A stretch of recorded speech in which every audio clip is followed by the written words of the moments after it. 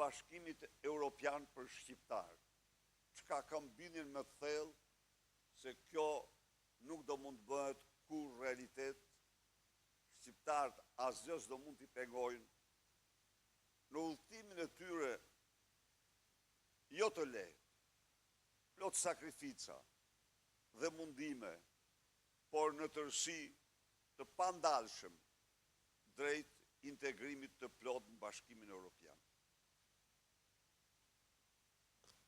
Zoti Berisha, 12 marsi në fakt është afati i fundit ligjor për të shqyrtuar çështjen e imunitetit Ballukut në seancë në Kuvend.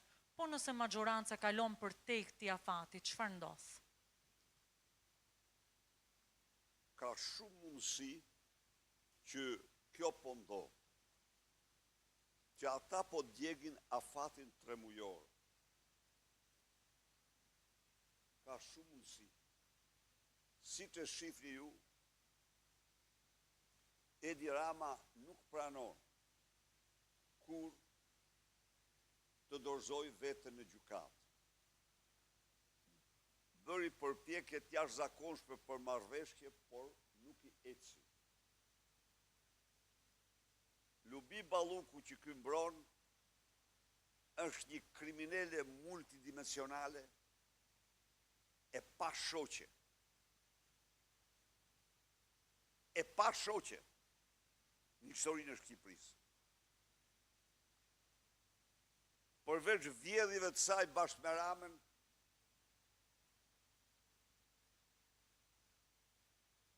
bashkë me ish burrin e saj, e mërë të vesh ju.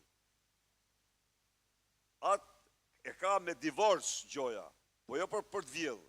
Për të vjedhë janë bashkë me Kolballen. Transakcionet e tij janë të pafundme.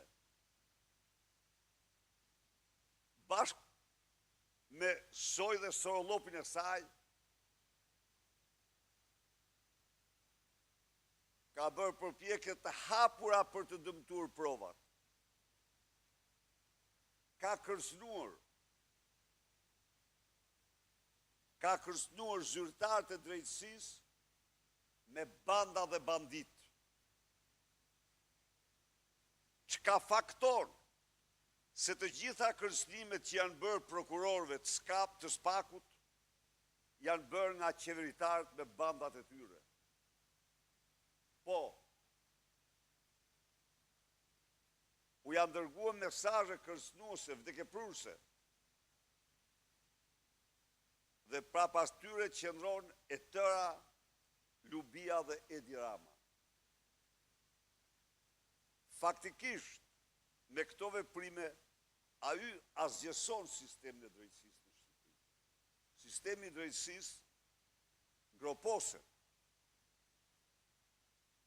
Çka nuk ka ndodhur, edhe kur shtet nuk kishin ligjin e tyre shqiptar.